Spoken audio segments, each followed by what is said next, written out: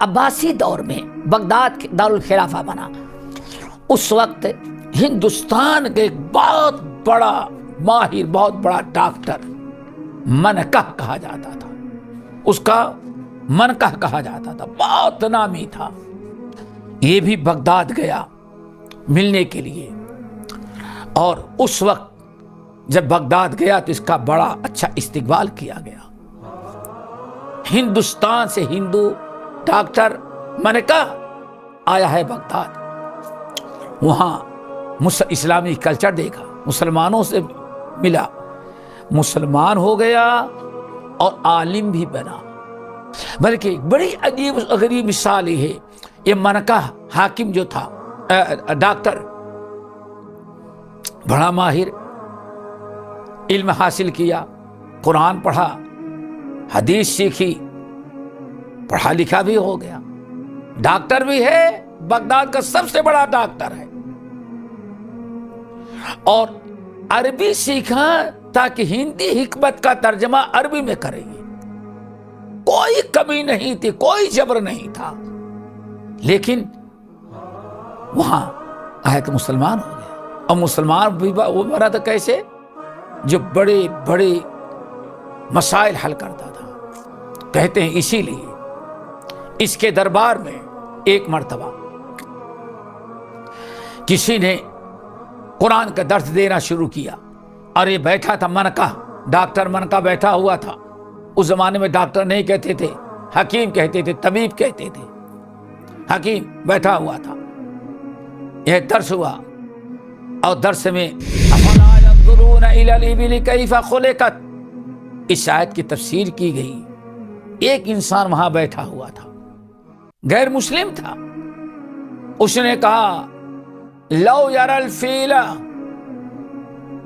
اگر اونٹ کی ہاتھی کی تشبیہ دیتا تو کیا مشکل تھی۔ قرآن نے کہا افلا ينظرون الى الابل كيف خلقت، یہ لوگ دیکھتے نہیں اونٹ کو کہ اللہ نے اونٹ کو کس طرح سے پیدا کیا ہے۔ تو وہ ہندو جو تھا وہاں بیٹھا ہوا، اس نے مجلس میں کہا ارے اونٹ سے زیادہ عجیب چیز تو ہاتھی، ہاتھی کی تشبیہ کیوں نہیں دی اللہ تعالیٰ نے؟ قرآن پہ اعتراض کیا۔ کچھ لوگ بہت غصے میں آ گئے کہ قرآن پہ اعتراض کرتا ہے، بڑے گرم ہو گئے وہاں لوگ۔ لیکن وہی ہندوستانی طبیب ڈاکٹر منکہ جو ڈاکٹری کے ساتھ اسلام لایا تو عالم بھی بنا، اٹھ کر کے کھڑا ہوا، کہا لوگوں غصہ نہ ہو، ہم اس کو سمجھاتے ہیں۔ کتنی پیاری بات سمجھائی۔ کہا بھائی اس کا اعتراض یہ ہے کہ اللہ نے فرمایا افلا ينظرون الى الابل كيف خلقت، اونٹ کو دیکھو اللہ نے کیسے اونٹ بنایا ہے، اونٹ کو بنایا ہے، اور اس سے غور فکر کر کے سوچو اللہ تعالیٰ کتنا پاورفل ذات ہے۔ اور یہ بیچارہ ہاتھی کے بارے میں کہہ رہا ہے، اللہ تعالیٰ نے قرآن میں اونٹ کی تشبیہ دی، اس سے تو اچھا تھا کہ ہاتھی کی تشبیہ دیتا، کیوں؟ ہاتھی تو اور عجیب و غریب مخلوق ہے۔ تم لوگ غصہ ہوتے ہو، بات اصل یہ ہے۔ بیٹھایا، دیکھیں وہ ہندوستانی ڈاکٹر منکہ جو غیر مسلم تھا، اسلام اپنے پسند سے قبول کیا بغیر کسی دباؤ کے۔ اللہ نے کتنی برکت دی، پورے مجمع میں بغداد کے اندر کوئی جواب نہ دے سکا۔ اس نے کہا دیکھو بات اصل یہ ہے، قرآن عربی میں نازل ہوا، اور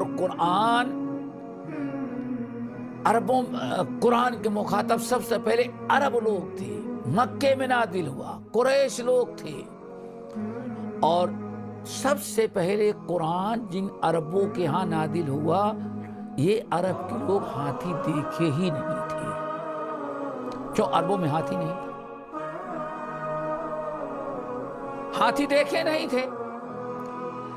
ایک ہی مرتبہ ہاتھی آیا تھا یمن کا، ابرہہ بادشاہ لے کر کے آیا تھا کھانے کعبہ کو اٹھانے کے لیے، تو عبد المطلب کے علاوہ کوئی اور وہاں نہیں گیا تھا، وہ اکیلے ہی ہاتھی دیکھے تھے۔ اتنے بڑے عرب میں ایک آدمی نے ہاتھی دیکھا، اللہ اکبر، اور وہ آنے کے بعد بتائے بھی نہیں کہ ہاتھی کیسا ہوتا ہے.